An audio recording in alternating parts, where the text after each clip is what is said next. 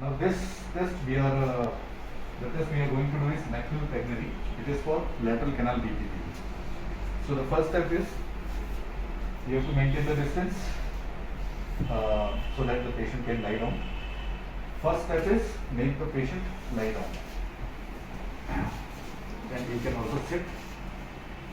For lateral canal, you have to actually elevate the patient's head by 30 degrees. Wait here for a few seconds. And then you have to make the patient's head turn to the right side so that we will be testing the right lateral position of McClure-Pagnini. You have to wait here for at least 1 minute, and if you see a nystagmus, then you have to wait till the nystagmus disappears. It might take 1 minute or it might take 4 to 5 minutes also. So, no nystagmus, no vertigo, no dizziness. Okay. Then next position is again supine. So we have to elevate the patient head again. We have to hold him. Then the second last step is move the patient head to left side. Again wait for 1 minute. And then the final position is this.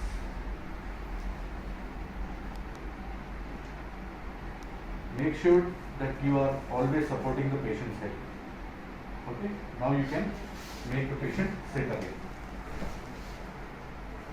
So this is the typical McClure-Pagnini as described by Professor McClure-Pagnini. Now we are going to do a little bit changed McClure. So in this step I will not touch the patient. So Anantu, you can lie down.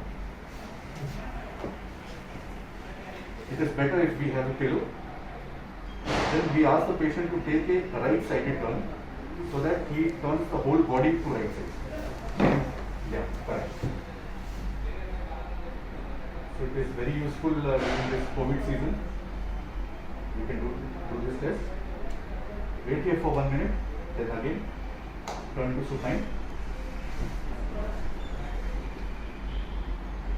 And then take a left turn, whole body turn.